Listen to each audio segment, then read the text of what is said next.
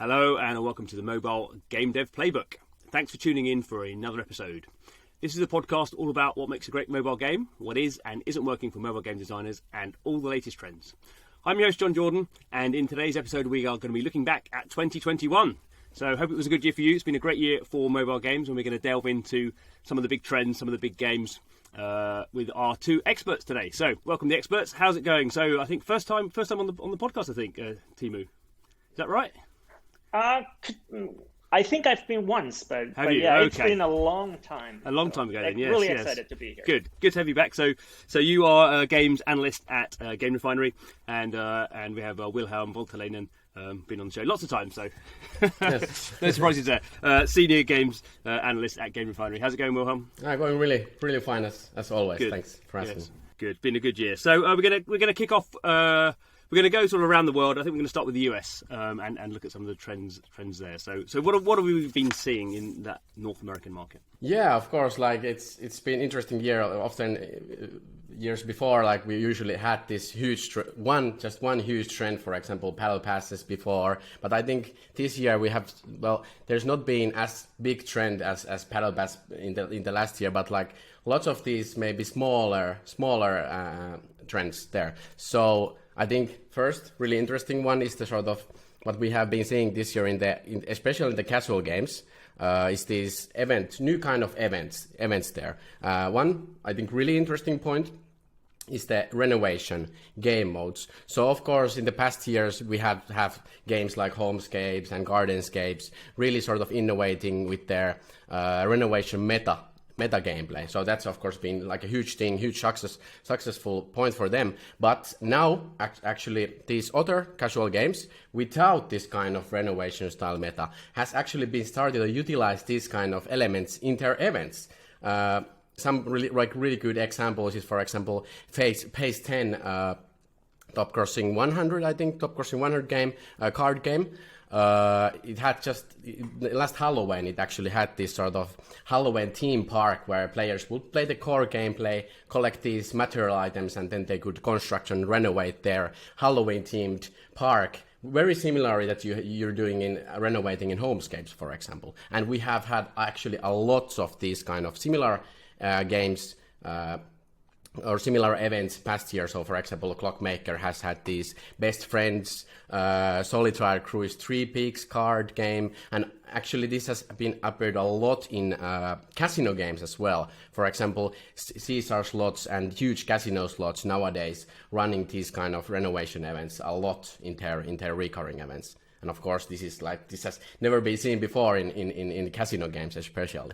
Yeah, that's really interesting, isn't it? So you're basically, you're sort of taking that hybridization sort of metric thing that's been going on in game design and just sort of packaging it up so it's not even sort of a mini game, it's like a mini event, isn't it? So you're exactly. Really sort of building events become more than just here's a funny hat you can buy for this week. And of course, talking about those mini games, those has actually been trending as well. So first, of course, talking about casual games, these sort of course, hybridization has been big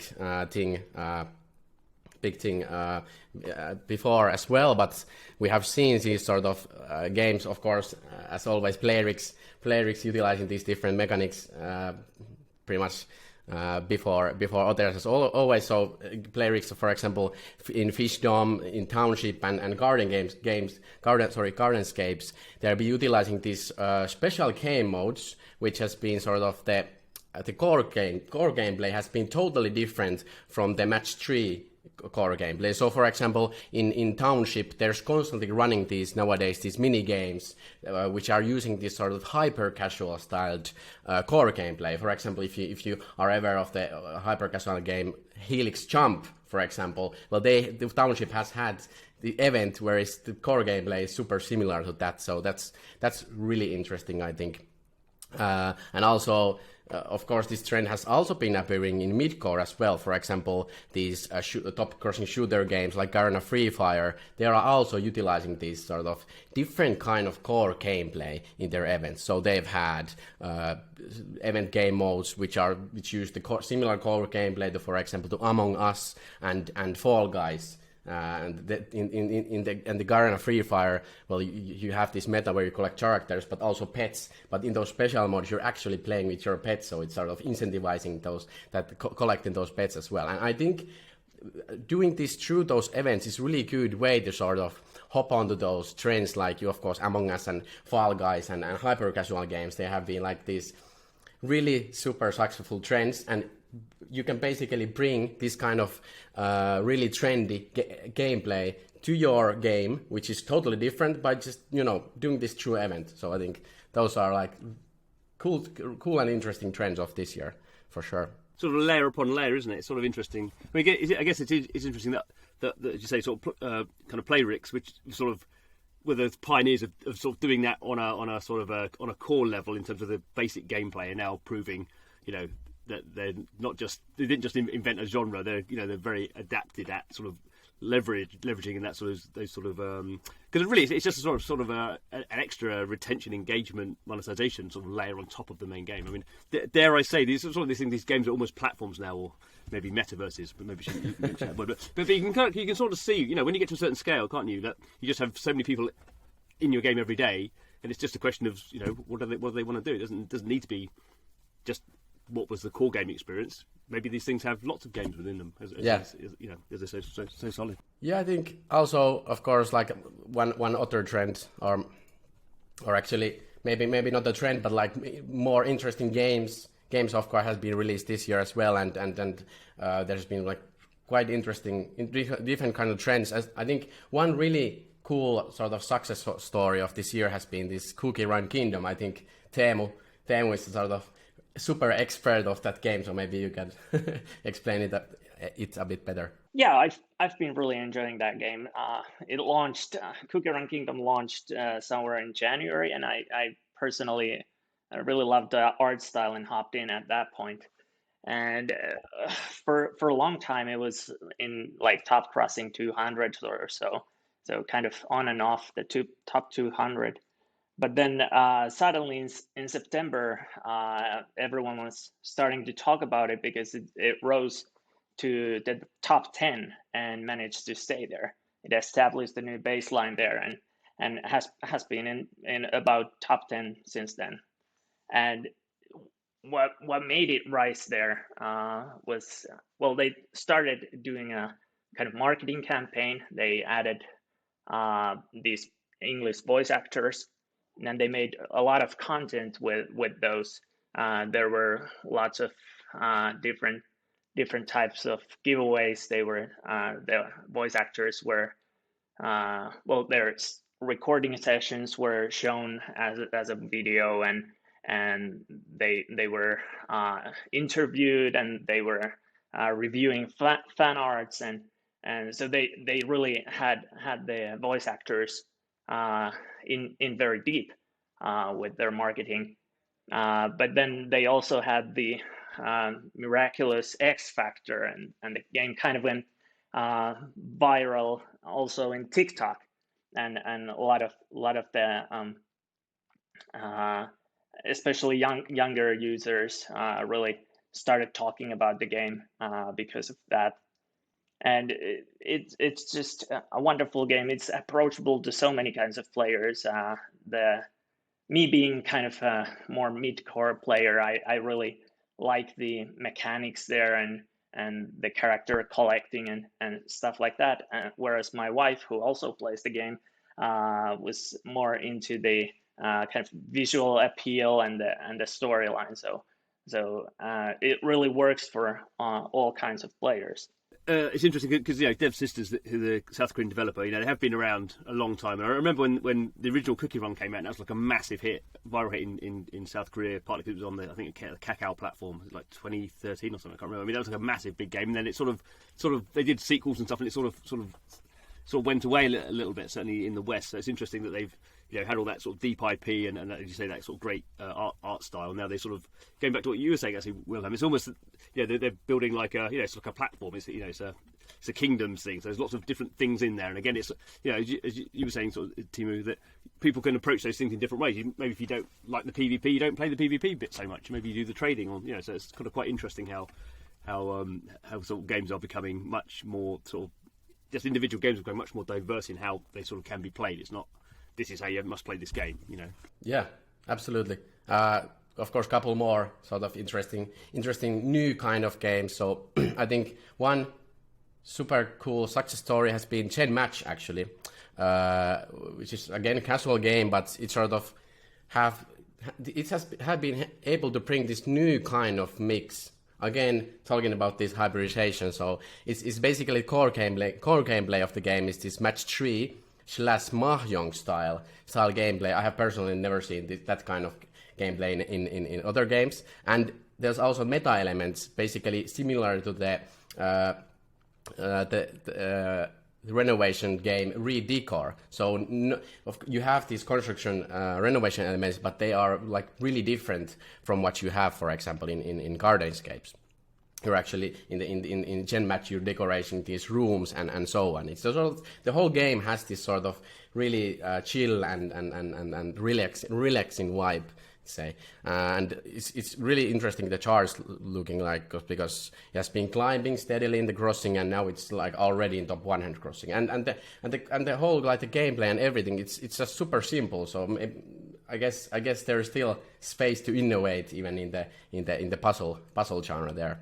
I was going to say, it doesn't look like the sort of game that, you know, would either could have a lot of monetization in there, or would sort of attract an audience that would spend a lot. I mean, as you say, it just looks like a very simple sort of tile-based, choice. It's, nicely put together, but it doesn't strike you as we're going to make lots of money from this. Yeah, absolutely. I think the monetization is mostly centered around like the core gameplay, boosters and so on. But it apparently it's just something that really works.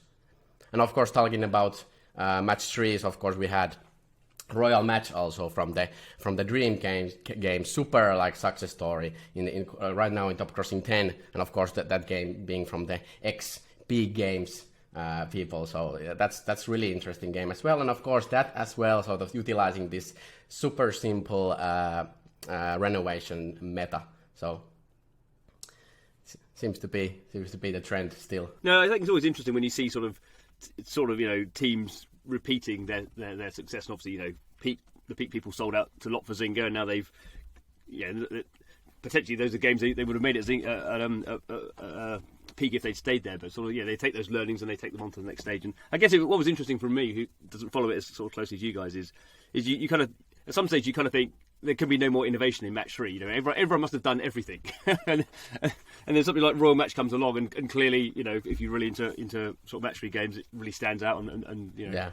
So it's always good. It's always good to have your you have your cynicism about no one can improve on this sort of game mechanic, sort of proven wrong by clever game designers who clearly know what they're doing. Yeah, talking about more of trends. So I think we have been talking about IPs for a long time now, but I think especially this year we have sort of started to see more and more of new games appearing Top Crossing lists, which have these like huge IPs.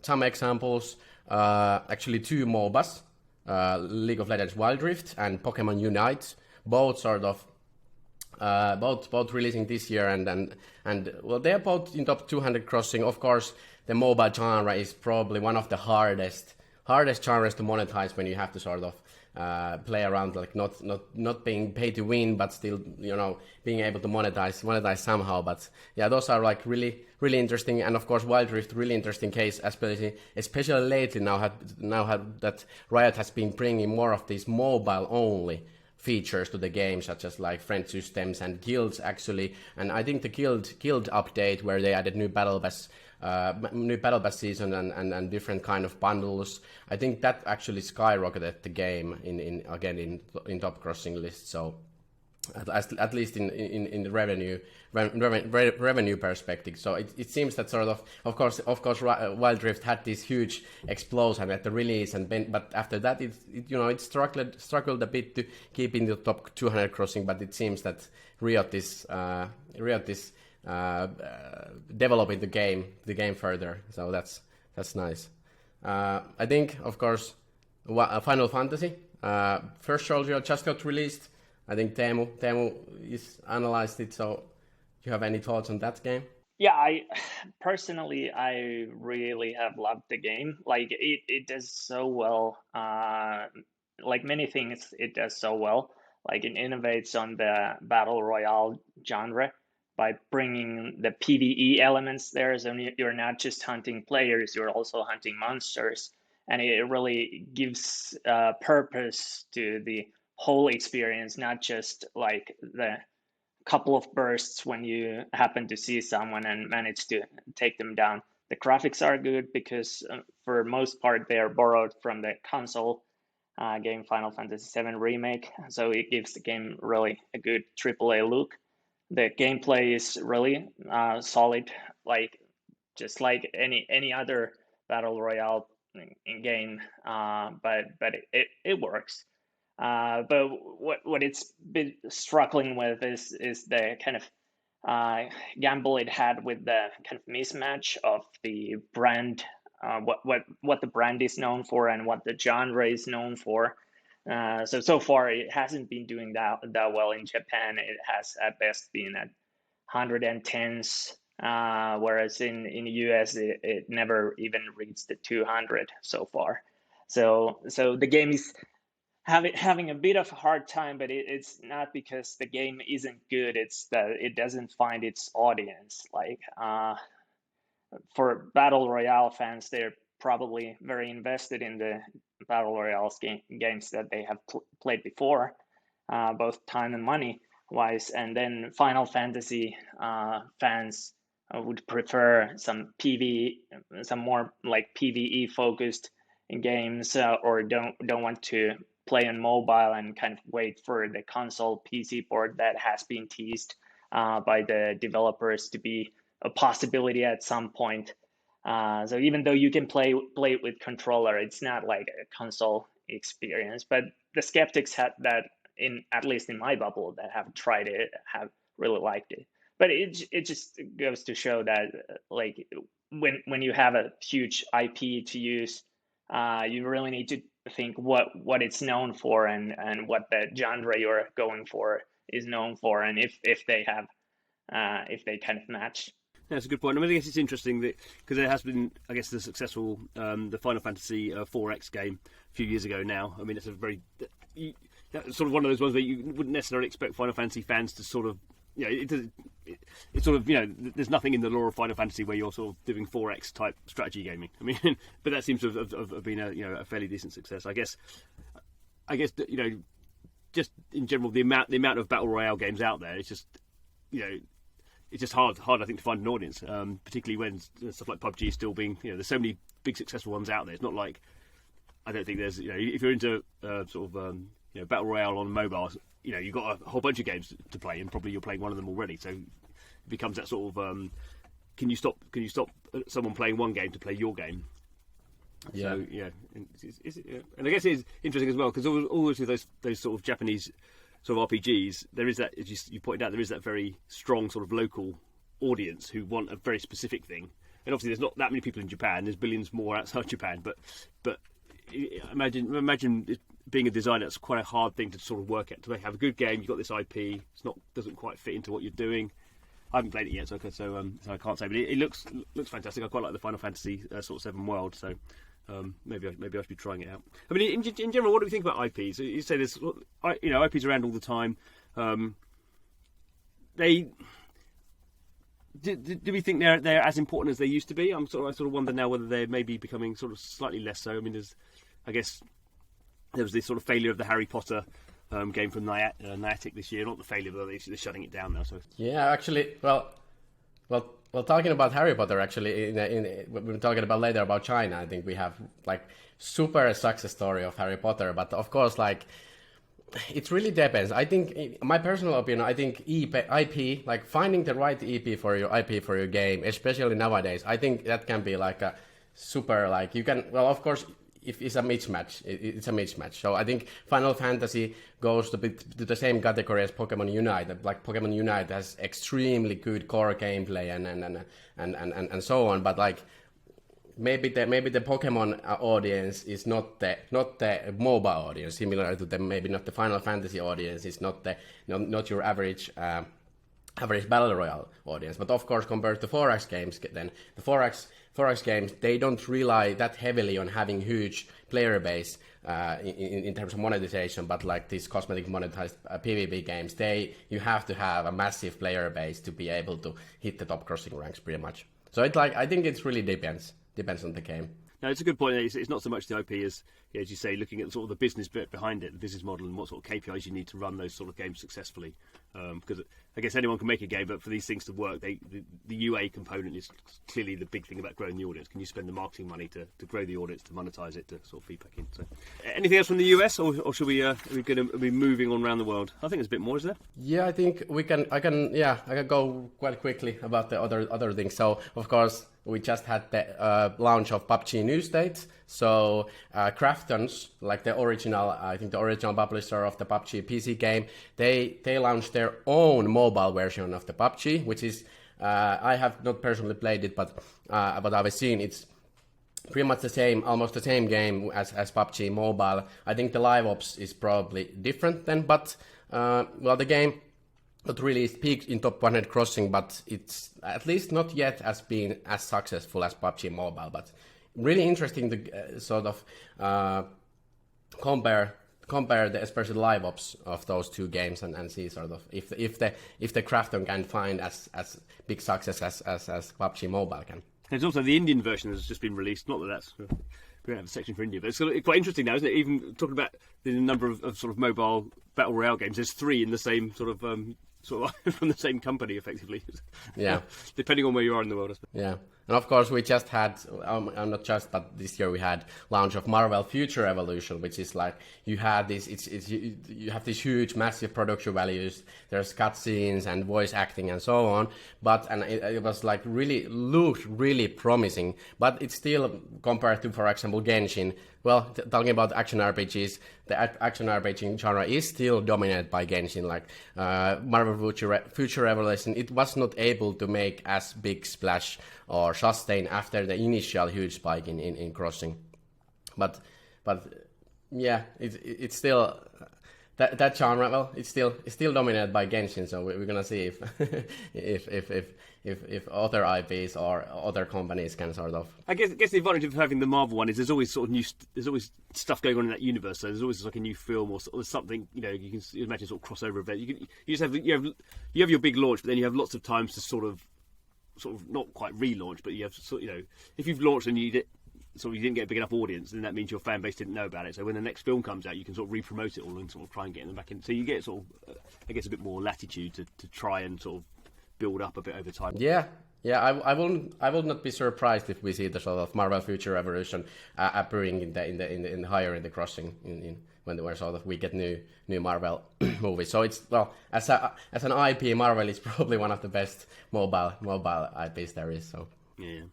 And of course, some other small findings of 2021 for casino games. It's been like huge year for them in the collection systems. Of course, collection system has been trending in other years as well, but now especially in casino games, just in top 100 crossing casino games, the collection system utilization rose from 47% to 80%. So almost every single casino game in top 100 crossing nowadays utilizes these collection album systems.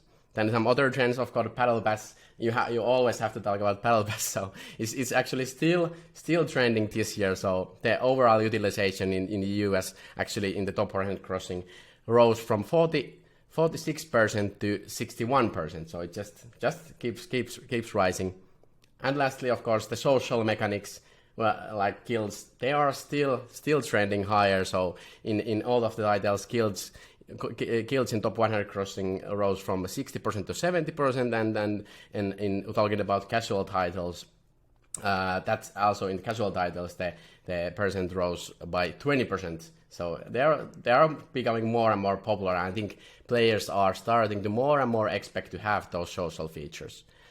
And well, of course, those are not the only social features you can add. This year we have seen these more deeper social mechanics starting to trend. Of course, we have been talking about these metaverses and so on, but I think really interesting case finally in casual games we have started to see this as well. So this came Cooking Diary, which is basically a casual time management cooking game, where you have your own avatar chart that you can customize and so on. Of course, the game is already fully fledged in you have guild mechanics and sending as can help. But just I think last week they introduced these social hanging areas to the game. So you have 3 different areas where you can enter with your avatar, and I personally find that super.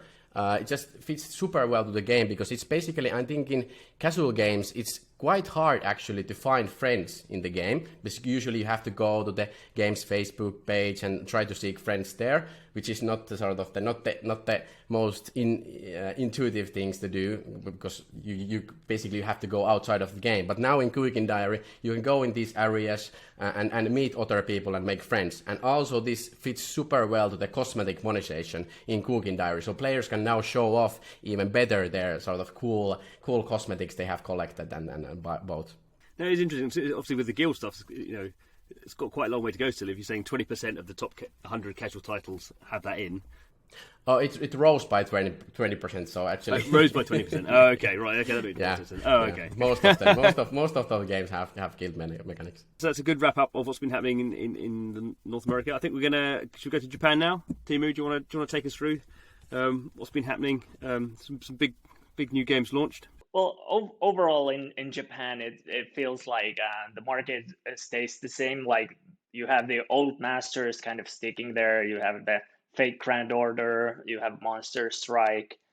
Fate Grand Order was released in 2015. Monster Strike 2013. Puzzle and Dragons like 2012. So these are kind of older titles, but they are still like sustained crossing within like 5 in the top 10. So you have the kind of top spots really reserved. But then there was a big new name, Uma Musume Pretty Derby, that launched in February. And it rose to like top crossing 1 and stayed there for a long time and sustained crossing rank. It's like 3. So it's been really keeping up the top spots. And it's from a Western perspective, it's a really weird kind of game because girls are racing horses and they are also pop idols. So they have these concerts, but they run around the racing horse track to compete with each other. But I think it appeals. It has high production values. It has anime series and spin-off manga. So it's a big thing. It was part of an existing IP, wasn't it? I think there've been some few games in the past. I think there's been some console games, but there's been this game. People have been waiting for this game for quite a long time. I think it was in development for quite a number of years, wasn't it? So. Yeah, it was delayed for some time, and when it launched, like people were really excited to hop in, and they've been staying there. And it's actually, I don't know if they're Japanese games, but I know there are a whole sort of series of games where you have this sort of similar thing where these sort of anime female characters are representing other things. There's a whole thing about, I think, one with tanks and one with battleships, and so it just the first time you hear about it, you just think, well, that's rather odd. But there is a whole sort of genre of game of sort of RPG type games that sort of play into that thing, and often they are based around sort of existing anime sort of IP and stuff like that. So it does make some sort of sense. Yeah, it does. And huge IP games in general are doing, I think, doing well in Japan. You have new Dragon Quest game popping up every now and then one bigger one with high production values that came out was in West known as Slime Isekai Memories. It's based on the anime That Time I Got Reincarnated as a Slime, which as a concept sounds weird again to us, but it's doing really well, staying in the top 10s in there, and in the US it was something like top 80s or so. So these games keep popping up. There was Ni no Kuni Cross Worlds MMORPG launched in June. It's doing great in top 50s or so. And so I think the anime or game IP based games are quite common in the top crossing Japan when it comes to new games. It is interesting actually the comparison with, when we're talking, Wilhelm was talking about sort of Western IP, that those tend to be sort of quite sort of, it's a big thing coming, a big new Marvel games coming, whereas in Japan they seem to have, they have a lot more IP anyway, because it's just, anime and manga is just sort of part of the culture in a way. It certainly isn't in the UK, I think in the US as well. But they always have these mashups as well, so you have lots of games around. You can have multiple games on the same IP, and then you have games with different IP, and they sort of have mashup events, don't they? So sort of become. I imagine for you, it's very hard to sort of keep track of all these different, because all these IP characters, all these sort of RPG sort of manga things, are all sort of going into each other's games and having different events, and everyone loves it because everyone has their favourite characters, and I think it works really well. But that's very different, because I guess we just don't have. You can't imagine. Trying to think what a good example would be. Harry Potter crossover event in a Marvel game. I mean, obviously you could do that, but in Japan it just seems like with these sort of IP, they're much happy to share them all around. They don't sort of close it off and go, "This is very special." It's a very different approach to IP. Yeah, definitely. Promotional collaboration events are a huge thing in Japan. We see them all the time, like the Seven Deadly Sins or Attack on Titan. Those have been on at least I think at least on 8 different games, and it just works on any kinds of genre. They seem to be popping up here and there. Then one other interesting game that was kind of struggling in Japan, actually, State of Survival. It was having tough time with its kind of regular version that it has on other markets as well. It wasn't doing that great, so they shut down that version in June and released a new localized version of it. And it's been in top crossing 60s since then. So I think it kind of almost made 10 times more revenue per day compared to the old one. And what the version had was a slightly improved graphics and new main characters that worked better for the Japanese audience. So they localized that. They had these kind of front characters being shrine maiden and schoolgirl, that are something that Japanese people are more used to seeing in their culture than, say, some muscular man fighting zombies or something like that. So it was really well localized, and my coworker actually wrote a good blog post about it. So if anyone wants to see about that in more detail, that's also a possibility. Yeah, I think definitely super good example how to monetize the Western style game for the Japanese market. And then other trends that have been showing in Japan, ads have been really rare in Japan so far, but recently those have been showing up. Monster Strike added those all in late 2020.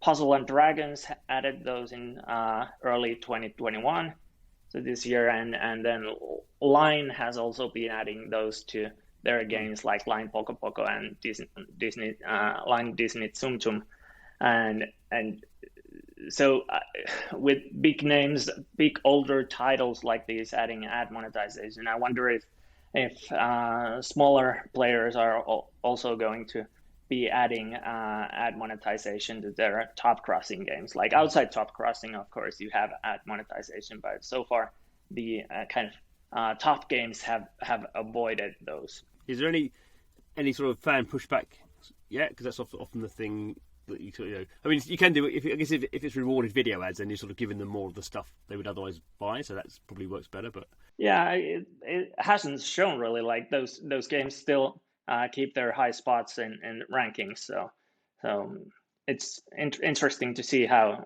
that develops in Japan. Do you think they're doing that because they're starting to sort of decline in terms of sort of, they say these games have been out for, getting on for a decade now. So is it just about money, or is it more than that? Well, I think they are maybe seeing it as well, we're making good money anyway, so if ads can make us even more money, why not? Because they are not kind of taking away from the main monetization like gachas character collecting. It's just like improving like your inventory size or give you more stamina, something small. So I guess it's not those sort of forced ads for the players, but more of those incentivized optional ads. Yeah, and then just to throw some couple of small things that we've seen kind of these more erotic types of games pop up in higher ranks, some even in like top 10 or so, really kind of explicit without showing everything, but really hinting with all the cream and aprons and revealing clothing. It's quite explicit. So those have been popping up on higher ranks than before this year, especially with more and more daring collaboration events. Would they be seen as sort of like proper games, as in they've got sort of proper gameplay behind them, or are they basically just, like you say, they're just there to sort of titillate people?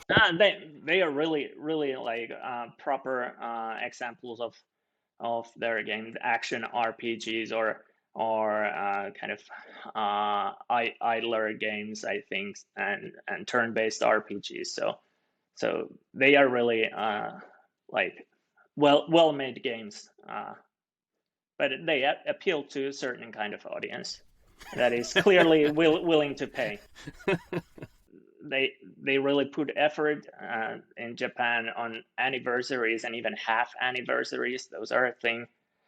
And well, maybe as a last point from Japan, location-based games like Pokemon Go and Dragon Quest Walk, Pikmin Bloom, Ekimomo, those are performing probably better in Japan than in the West, or they are performing better, and they have more variety there. They don't need to shut them down so much as Niantic does in the West.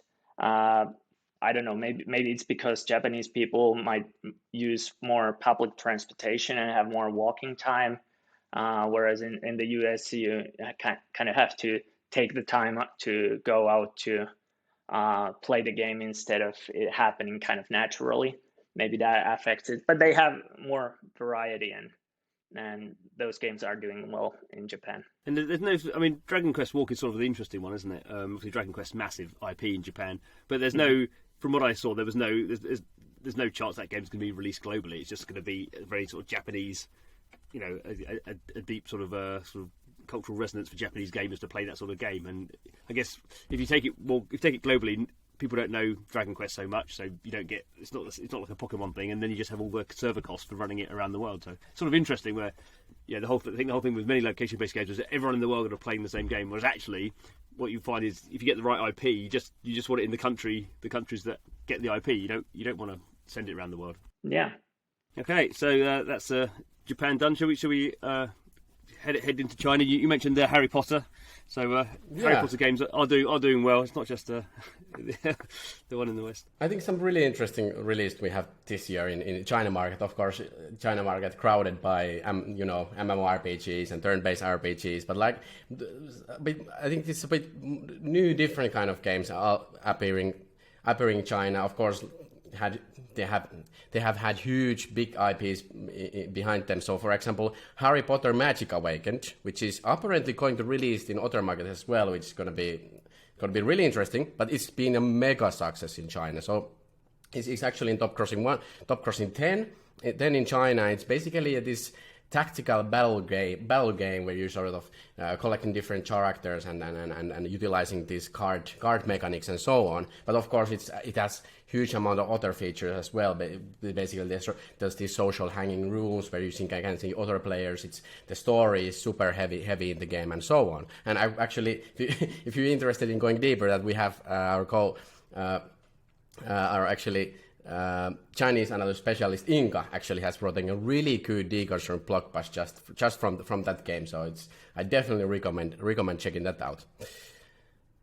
And of course, some other interesting games. Wild Rift, actually, that we talked about earlier in the US section, it has had actually it was released as well in China, and it's basically exactly the same game in China, but it has had a lot of more success in China. It's currently in top crossing 3 actually, which is quite interesting. Apparently, of course, the League of Legends IP is massive with the West, but it seems to be like even bigger in the China. So that's really interesting that it has been that successful.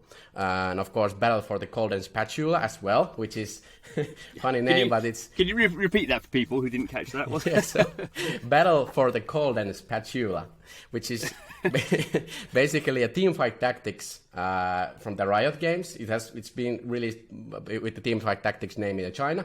I mean, sorry, in the West.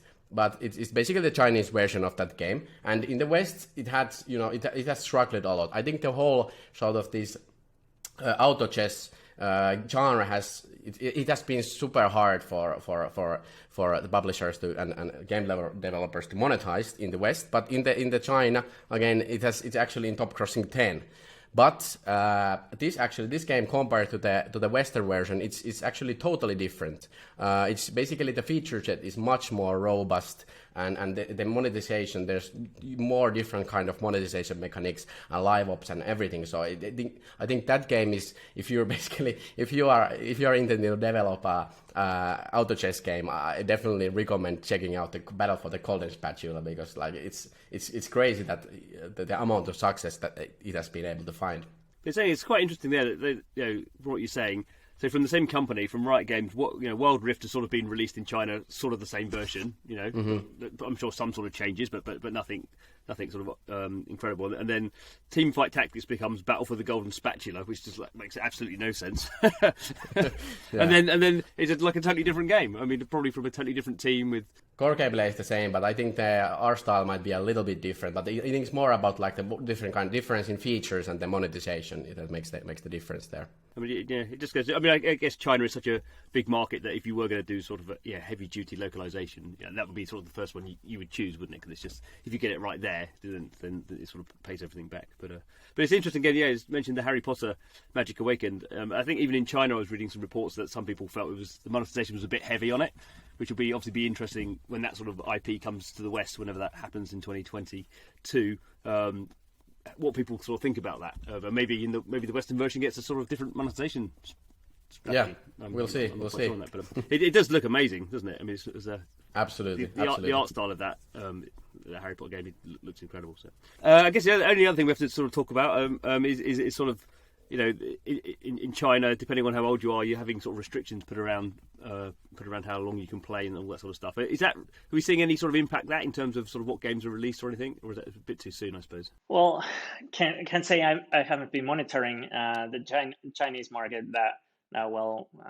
We don't have Chinese analysts here to tell that, but it definitely affects like what kind of games can be successful.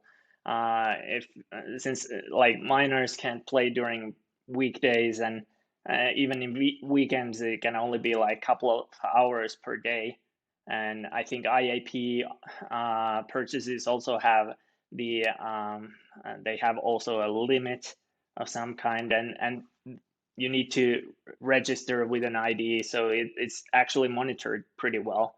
So it's really hard to be successful with a game that appeals mostly to minors or kind of late teens, 16 to 19, because they just can't play the game and ask for their parents to pay for their battle passes or other cosmetic purchases. So those kind of games, I'd imagine in China in long term, it's going to be more like older audience targeted games. But well, Harry Potter, I would imagine that would be appealing to younger audience as well, but I suppose fans are more older now. Yeah, I think actually one interesting game or case, actually talking about Roblox. It's one of the biggest games in the West, but it's actually released with its own ID in China. It has its own Chinese version, but it has not been like successful at all, pretty much. at least compared to the Western version. I think one of the big reasons for that is definitely the game time restrictions. As you know, Roblox, most of the players in the Roblox, they're quite young. And I would see the sort of the social, different, you having different kind of game modes and like extremely social game. I would see that kind of game could really work in China. It is interesting. You sort of think if the restrictions stay in place, which you assume they will, over time developers have to think very carefully about that. And and even if you were 16 in China and you basically only got to play for 3 hours a week, you'd be very very careful about what game you sort of chose, wouldn't you? If you only had like an hour a day to play, you'd really you'd find the game you really wanted to. That was really precious time, isn't it? So it will be interesting to see how that sort of mechanic, that social mechanic, sort of feeds into. You could. I'm sure game designers could come up with some very interesting sort of novel ways of sort of doing things, or you can imagine sort of weird idle games where you have to play for a whole hour to try and lock them into your game, and then when they come back the next day, they get sort of extra rewards or something. Anyway, I'm not a game designer, so I'll stop speculating on that sort of thing.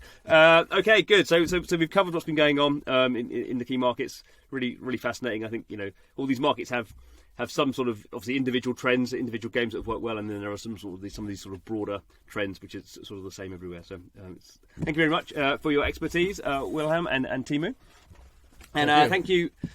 No, I'll just say thank you, and thank you to our listeners via podcast or watching the video version. So every few weeks we are talking to the people who are in the mobile game space, which is the biggest space in gaming and certainly the most dynamic and the most global. So I hope you find this sort of stuff useful. Please give us some feedback via the usual methods if you would like to do that, and don't forget to subscribe. And thanks for listening and watching, and come back next time. See you soon.